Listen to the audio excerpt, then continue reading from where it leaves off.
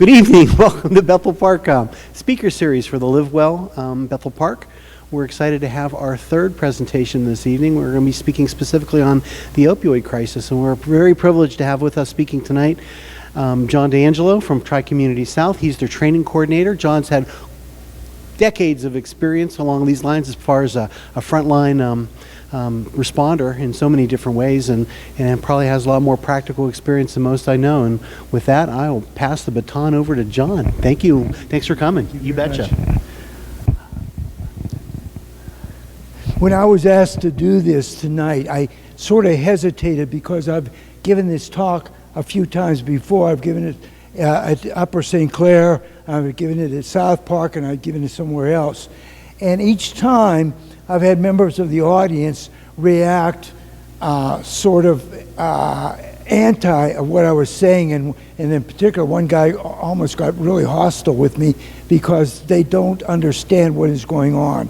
And for the most part, people come in with a set idea of what is going on with the opioid crisis, and they really have no idea what is truly happening in this country with that crisis.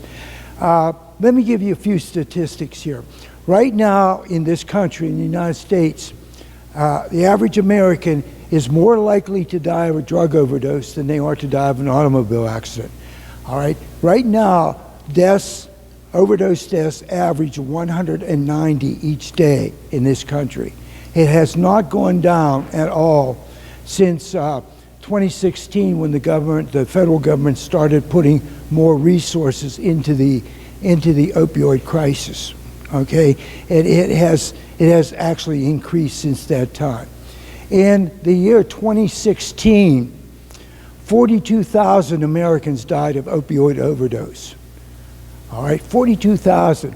To give you some idea of what that 42,000 means, during the entire 11 years of the Vietnam conflict, 1964 to 1975, 47,000 Americans died in that conflict through 11 years.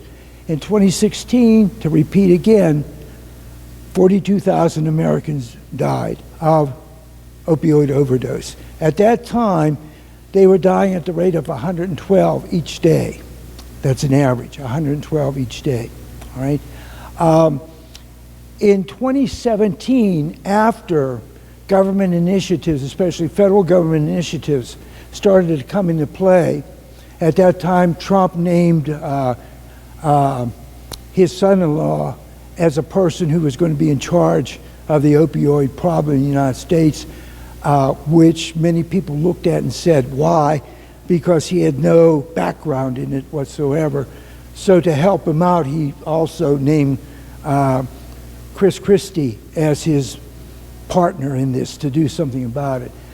So as a result of these initiatives in 2017, when we would think that the problem would be on its way to being solved, 72,000 Americans died of drug overdose. 2018, the figures are not in yet. It takes a year for them to give us all the figures there. But in 2018, they are estimating that about 120,000 Americans will die of opioid overdose. Okay? So what I'm saying here is the problem isn't getting any better by a long shot, not at all. Okay? Again, to repeat, average of 190 Americans are dying each day from the opioid overdose. A couple months ago, if you guys remember, there was a big cry about vaping in this country. Over a month's time, 44 people died as a result of vaping. 44 over a month. And everybody was going to, do something about it. First thing Trump said, you know what we're going to do? We're going to make it illegal to sell this stuff to anyone under 21, which is a great step. Would have been a great step, because the people that are being hurt by vaping now are teenagers. Okay, all right, we're going to outlaw 21. Okay, first step, great first step. And 2 weeks later, he says, no, we're not going to do that. Why? Because the people who make the vaping products called up the Republican Party and said, you guys want to win the next election, you better not do this. And so that's what happened.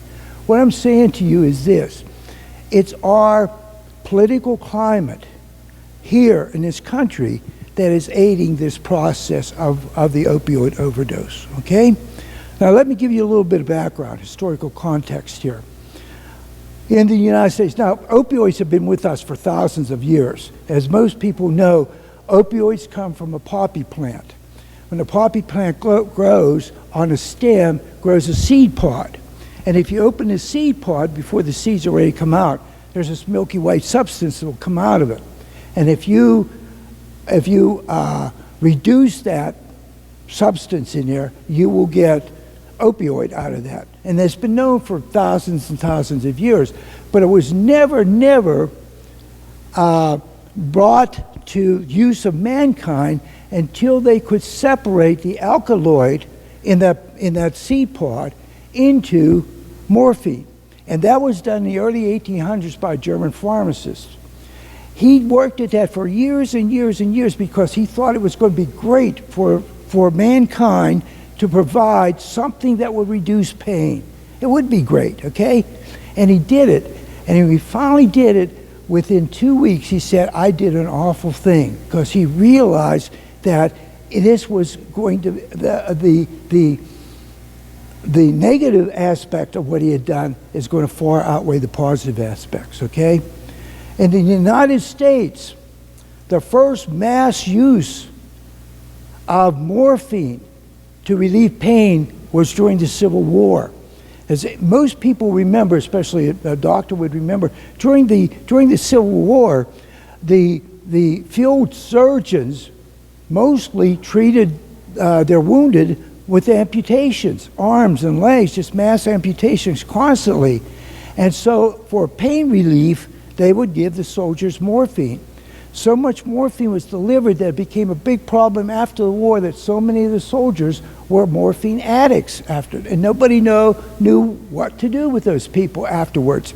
It was such a problem that addiction, morphine addiction, was called the soldier's disease. And it was that way with every war up to and including World War II, that the soldiers returning treated with opioids became addicts, and society didn't know what to do with them after that point, all right? In the 1880s and 1890s, morphine was the drug of choice that doctors would use for pain medication. In that time period, those who were most addicted were white women. The reason for that had to do with societal pressures. At that time, it was considered to be not fitting for a man to complain about pain. If you were a male, you never complained about pain. You lived with your pain. But when you were a female, you were allowed to complain about your pain. And females were said to have more pain than males, especially menstrual cycle. So therefore, when he went to the doctor had no other treatment except morphine, give them the morphine, and of course they became addicted to it, okay? By far in the late 1800s, 1890s and more, most addicts were white women from mid-sized to small cities and towns in the United States. The use of opium for recreational drug was finally outlawed in 1914 in this country. To show you again how slowly things move. After all that time, it wasn't until 1914 that opium was outlawed as a recreational drug. But still, heroin was legal. Anybody could use heroin. And it wasn't until 10 years later, in 1924, that the Congress passed a law outlawing the use of heroin. All right? You have to understand that a doctor at that time, a physician at that time, had no recourse for pain medication. Aspirin was not marketed in this country until 1899. There was nothing that could be done. All right? So it was a persistent problem. It was a persistent problem all the way through. And around the 1970s, American surgeons got together and said, look, we've got to do something about this problem. We can no longer prescribe opioids for pain. We've got to find an alternative. What were the alternatives? You had aspirin. It's okay. It's not that great. You had Tylenol. You had other analgesics at that time. Maybe a combination of those would work. But what if it's persistent, chronic pain? What were you going to do for those people? What could you do for those people? And the only thing that they could think of to do was to go in, find the nerve that was responsible for the pain and deaden that nerve. It's not an ideal situation, but it was better than giving people opioids and having a problem with addiction. Big problem. All right? Any questions so far, guys? Anybody have any questions? All right? To conclude this, in the late 80s, 1980s, and the 90s, pharmaceutical companies, the big pharmaceutical companies, Purdue Pharma, Johnson & Johnson, they went to the doctors and surgeons in this country and said, hey, we've got a miracle drug here. We've reformulated opioids. We reformulate them in such a way that you can safely prescribe them to your patients with pain. They can take these drugs knowing they will not become addicted. They guaranteed that anybody could use up to a 30-day supply without becoming addicted to them. And they showed them reams of research, all of these articles, all of these researchers signed by all of these medical people, scientists, and so on, to back them up. If you're a doctor, if you're a surgeon at that time, you say, hey, why not? All right? Oxycontin, Oxycodone, Vicodin, Percocet, all of those things came out at that time. And the doctors started prescribing. If you were a doctor, if you were a surgeon, it's a miracle, okay? They guaranteed that none of this would happen. And so they found out as the years went on that more and more people were becoming addicted, more and more people were dying. And it went all the way back to the early 1900s again, the same atmosphere, the same societal problems with these drugs, okay? All right? So that in 2012, I believe, in the United States, distributed 5 billion Percocet tablets. 5 billion Percocet tablets were distributed in the United States. 99.9% of the world's supply in the United States. All right? Percocet. The 3 states with the largest number of overdose deaths. Anybody want to guess? Pennsylvania was 3. Number 1 is West Virginia. Number 2 is Ohio. All in this area right here. Number 1. Number 4 was Kentucky. Number 5, District of Columbia. All right? All in this area. Today, how do most people today become addicted to opioids? How do they start? How do they become addicted? Any clue? Any idea? Doctor's prescription. By far, that is the way most people become addicted. The latest figures, between 8 and 12% of people who are given an opioid prescription will become addicted. 8 to 12%, okay? All right? Some people can be addicted to an opioid medication in as little as 3 doses. 3 doses, okay? And that's all it takes today, all right? Back in 2016, we had 112 deaths a day as a result of opioid overdose. And as I said, today, it's 190 deaths each day, all right, as a result of that. What do you think is, once a person becomes addicted, let me ask you another question, where do you think that person gets his or her drugs? Any question? Any idea? Everybody says street. Wrong. You go online. You get a website, you go online and you order them. You order them online. From what country do they come? China. They come from China. How do they come into this country? They come into the country on ships to our ports. New York, Miami, New Orleans, Galveston, Los Angeles, they come in through that way, okay? All right? How are they delivered? The biggest deliverer of drugs in this country is the U.S. Postal Service. U.S. Postal Service, got it? See, people have got to they have to understand what is going on. They have to understand, okay? That all you need is a credit card and a website, and you can order your drugs. As long as that credit card is good, you can order the drugs. And the drugs are coming from China, okay? All right? All right. So, what are the opioids? Can you name the opioids? We have morphine, heroin, what else? Hydrocodone, oxycodone, fentanyl. Yeah, all the fentanyls, right? And so on, okay? There was a long time ago, I remember, that neighbors had all of these kids. They had like 9 kids when I was growing up, my neighbor there, okay? Had 9 kids.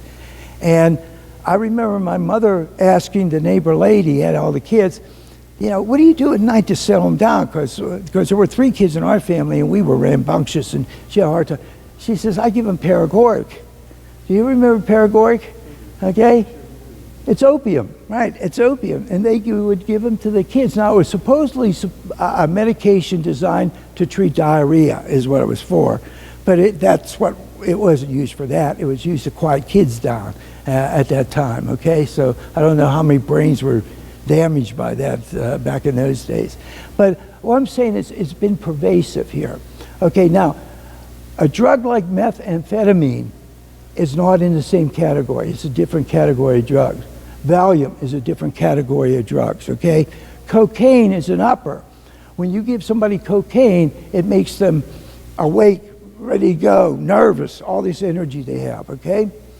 What does opioid do to a person who's taken an opioid, whether it's illegal or not, okay? What it does is it goes into the brain and it sits on the sensors in the brain that have to do with communication. And what it does is it interrupts, disrupts, or stops all communication between the body's various organs and parts. In other words, to give you an example, normally we breathe around 12 times a minute, right? That's a normal breathing pattern. How do we accomplish this? Well, we can make ourselves do that if we wanted to, and if that's how we had to breathe, it would make a very dull life.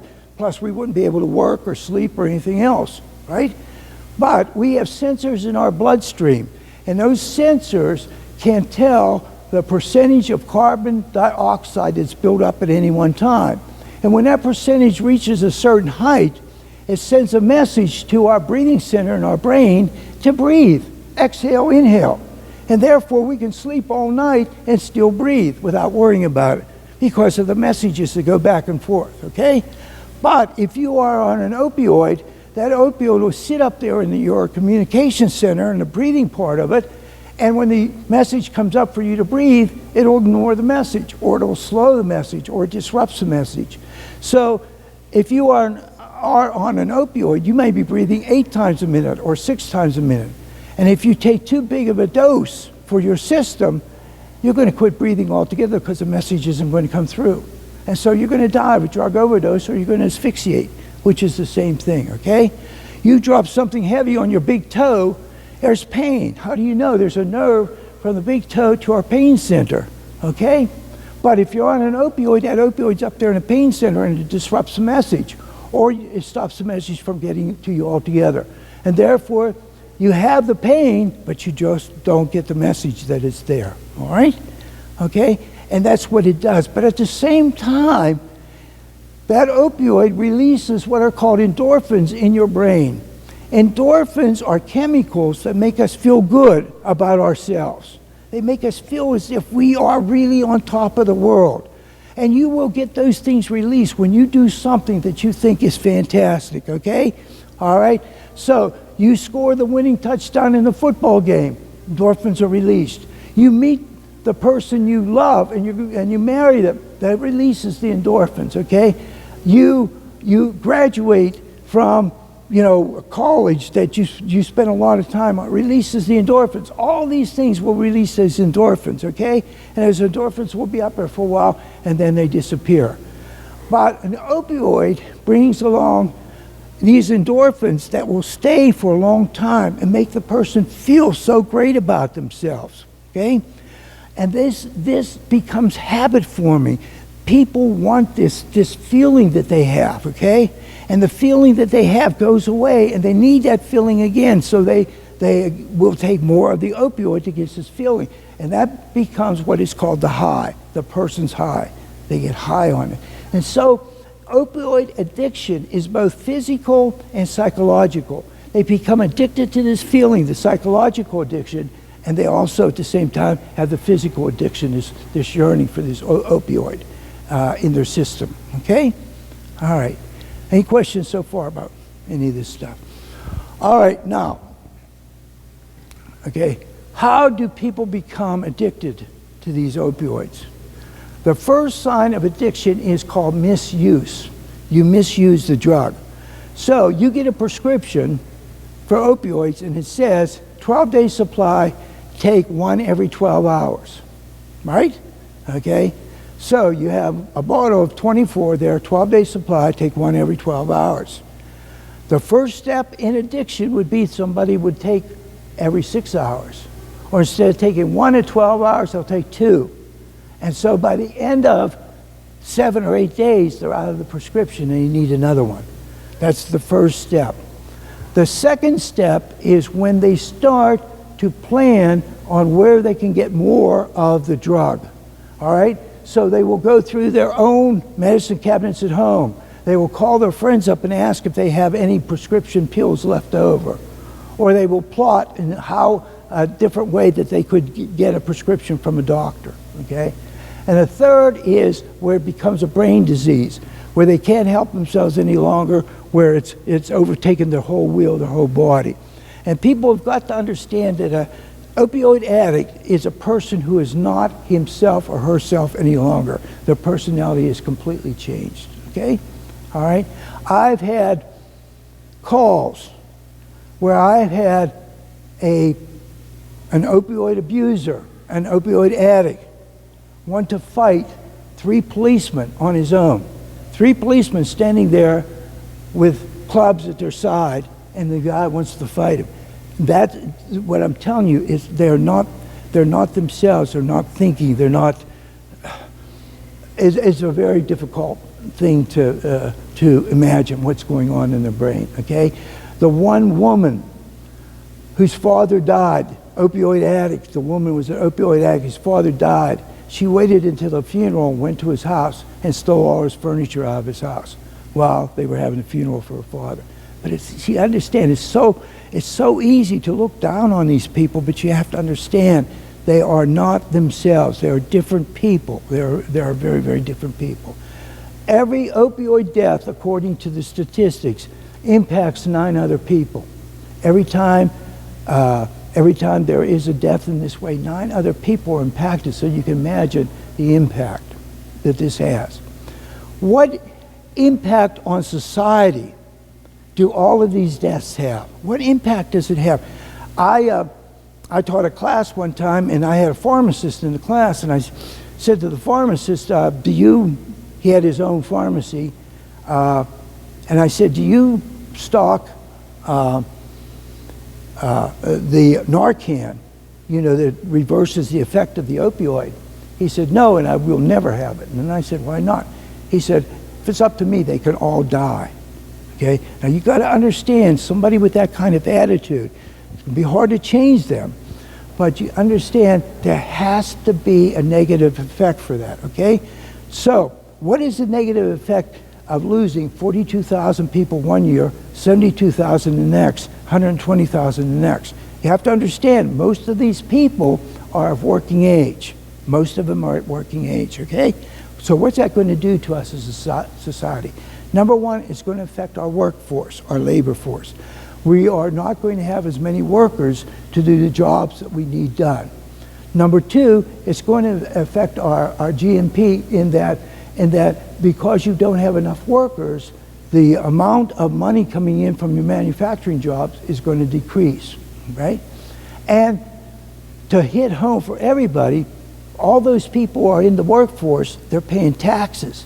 Now you take them all out of the workforce at once, you still have the same tax bill, but you have fewer people who can pay, and therefore their share of payment is going to go up, all right? And finally, look at it this way. Out of the 100 most industrialized countries in the world, keeping statistics here, all right? Where do you think the United States stands in terms of longevity? Any idea? Any guesses?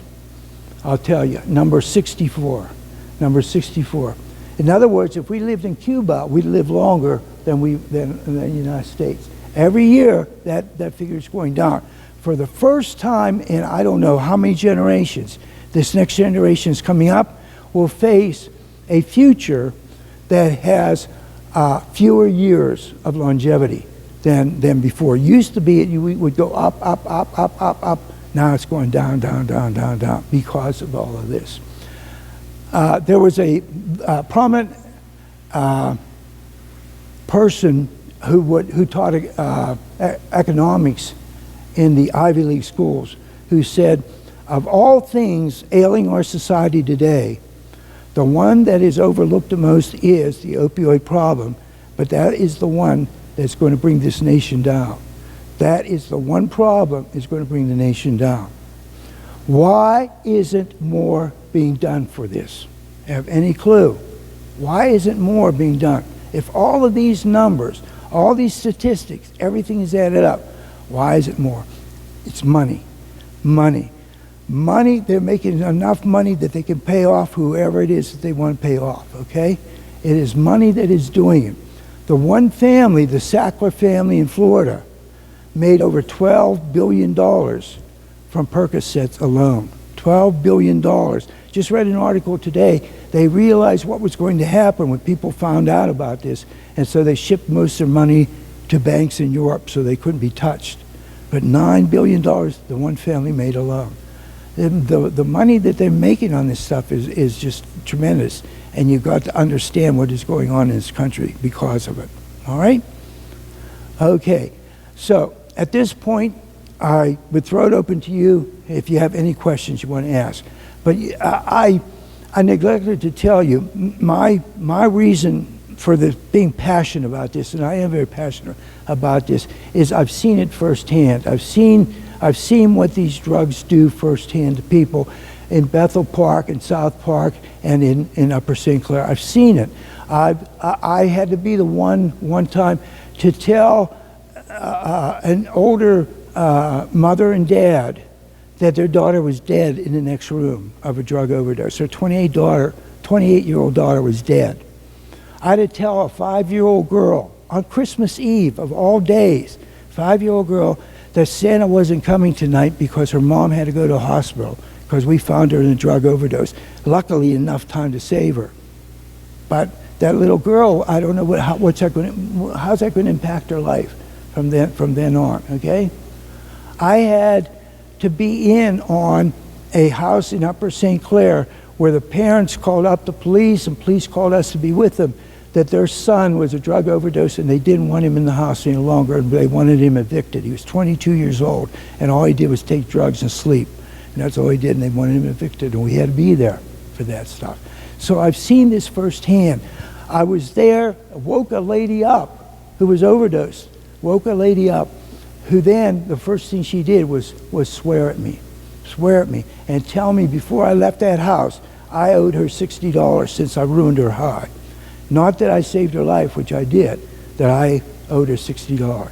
So I've seen all of this stuff firsthand, and I've got to tell you, it's going to destroy a certain fabric in this society if we don't do something about it fairly quickly.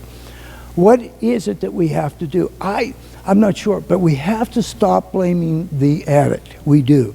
We have to look at the suppliers and start going after the suppliers and quit blaming the addict. We have to bring our rehab up to date, And we've got to find a way to make it not so expensive. Most of these places are so expensive, up to $2,000 a day, and most insurance policies won't cover it. We've got to find a way to do it.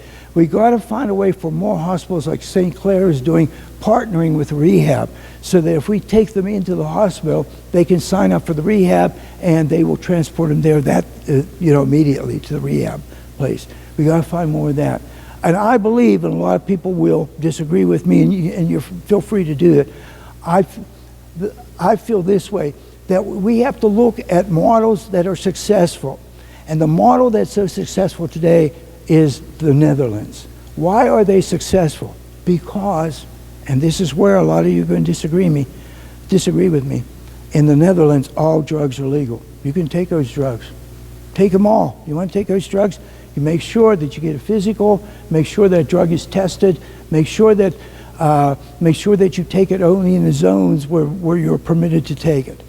Okay? All of these things, they're licensed and so on. The government makes a profit from it and so on. But it's safe. And if you go into the Netherlands, they have the lowest number of addicts, lowest number of opioid overdoses than any other country in Europe. All right? So we got to think ahead. We got to start thinking in a progressive fashion here. We can't just rely on the methods of what we're doing because it's not working. We can't keep jailing people for this stuff. Okay, it's just not working. We've got to find some other method to work to use here. All right. Okay. Now my last part here, unless you have a question, my last part is the use of Narcan. All right. Pennsylvania in 2016 and 2017 was number 3 in the nation for overdose deaths. In 2018, so far, Pennsylvania has reduced that number of opioid deaths by 18%. That's a big number. How have they done it? They have done it by distributing in a wide area Narcan. Try to make it available to as many people as possible, to try to get people educated in Narcan, okay? What is Narcan? Narcan is a chemical which is called an antagonist. If you remember way back to your high school chemistry days, antagonists were 2 chemicals that when they met canceled each other out. They just cancel each other out. And Narcan, whose name is actually naloxone, and Narcan is a street name made up of narcotic cancellation, has been around since the 1960s. It's nothing new. It's been around. Okay? And the way Narcan works is it goes up to the brain, and wherever the opioids are, it just cancels them out. And when I've used it on a patient, if the patient is salvageable, they wake up immediately. I mean, as soon as you give it, boom, they're awake. Okay? So let me just show you.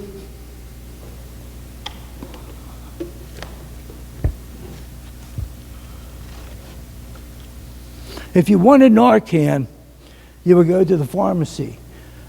It is a prescription medication, but you don't need a prescription per se.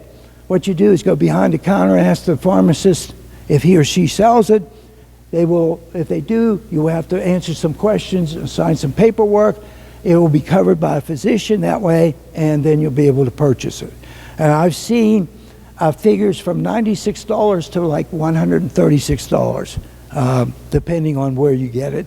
And most health insurance plans will pay for it, okay? In fact, the trend today is for doctors and surgeons who issue prescriptions of opioids for pain medication to also tell the person to get a prescription of Narcan along with it, just in case, okay? Narcan comes in a dispenser. It looks like this, all right? And what you do is you take that like this, all right? Put this end up a person's nostril, one of the nostrils, about 1/3 of the way or so, depending on the size of the nostril. Put it up there. Put your thumb on the plunger. Push that plunger in until you hear and feel a click. You'll both hear it and feel it.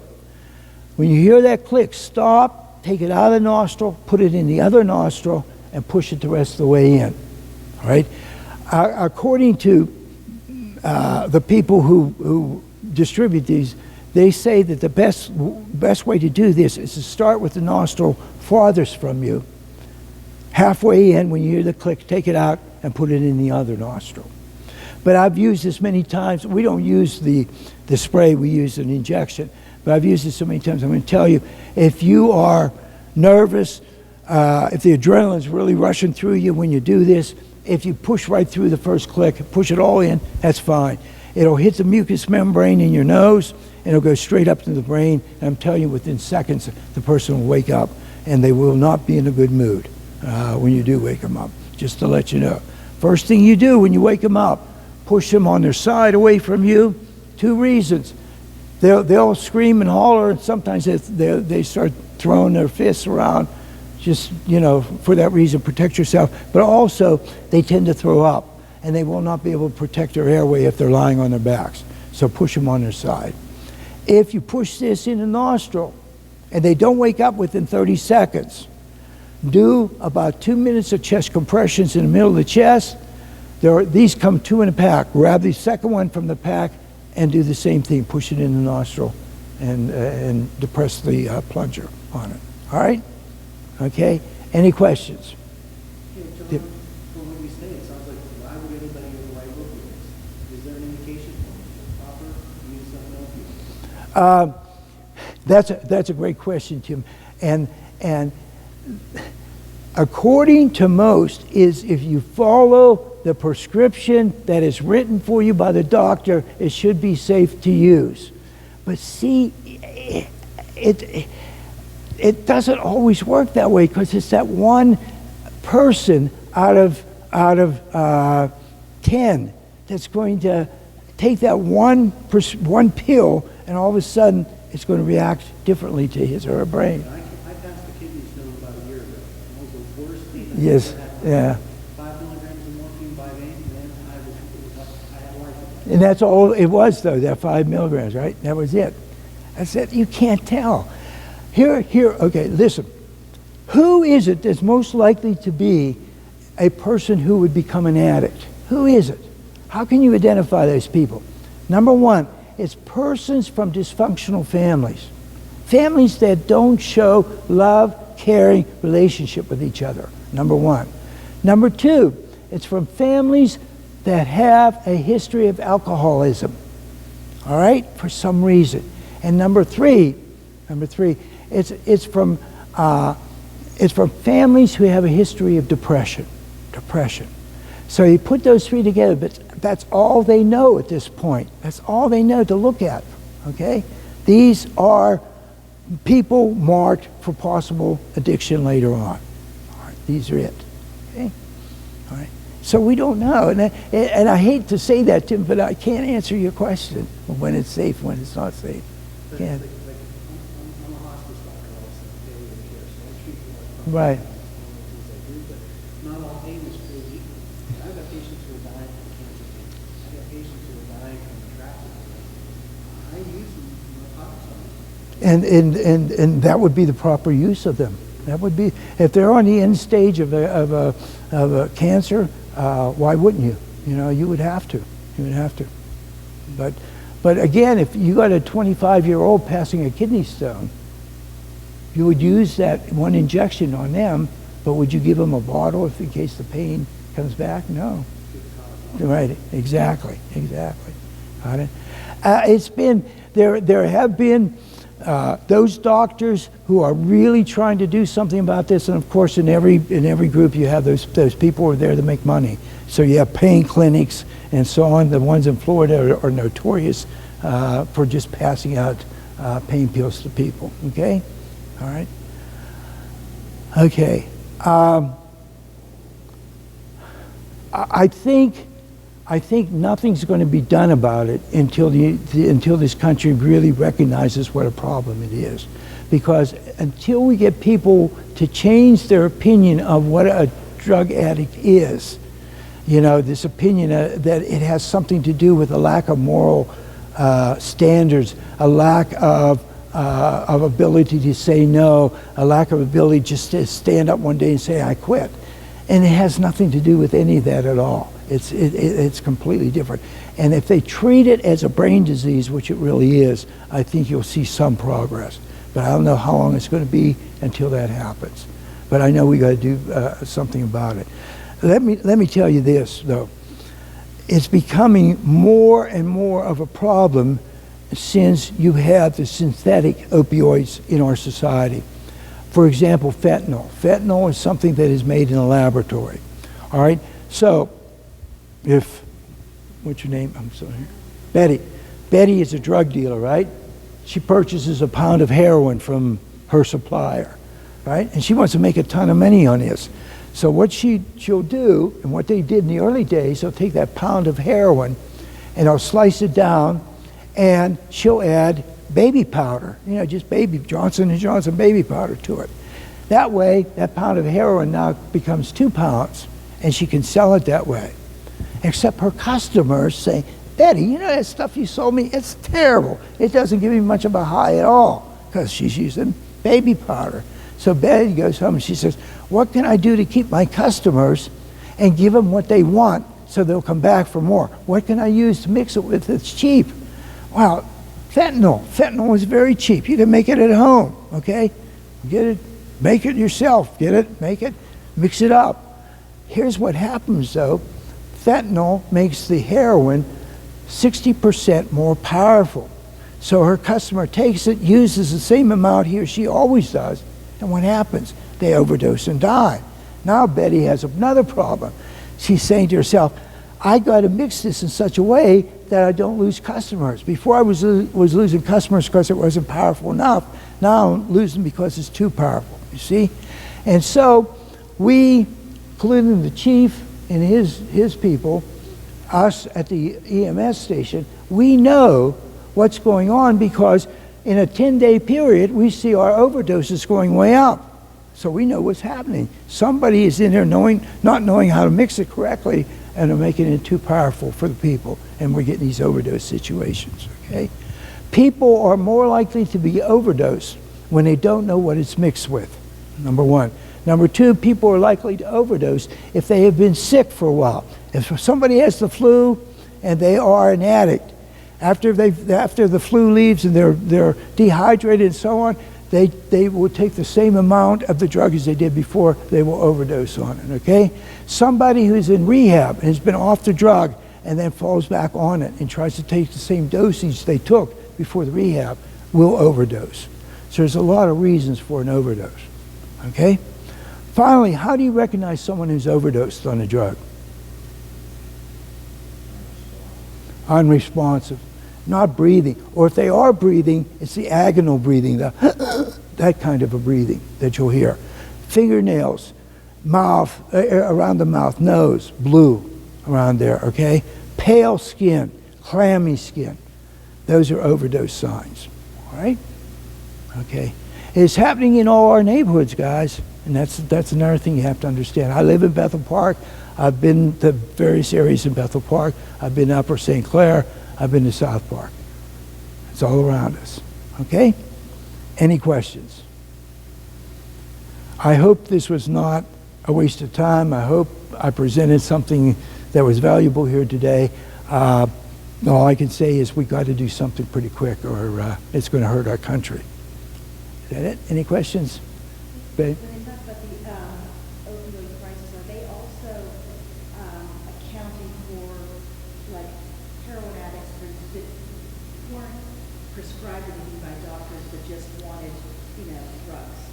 Oh yeah, yeah. The same Yeah, the only way they separate them is how they got started. They're all addicts. They're all addicts. But by far, most of them got started as a result of prescription. There are those who have been brought up in the culture, and they just naturally fall into it. But by the most part, they've become addicts because of prescription. Because of that, it was noted that doctors maybe had in this. Certainly, Big Pharma had a big Yeah. pushing a lot of drugs. I remember back in the 90s, and lining the walls of the hospital, in the patient's room, and said, if you have pain, tell your doctor, pain is the fifth vital sign. You need to get Yeah, you need, right. doctors responded. Yeah, exactly. And they would actually give them bonuses for selling X amount of certain ones. Percocets, Vicodins, whatever the drug manufacturer was pushing that time. There were bonuses, there were breakfasts, there were trips, there were all kinds of things that they were selling along with it. And if you are a physician, if you are a doctor, do you have time to look at each and every study? No, you don't. You're going to believe what the company tells you. And if you're going to believe it, and you're going to say, hey, as a doctor, one of my jobs is to treat pain. That's one of my biggest problems. I got to treat pain.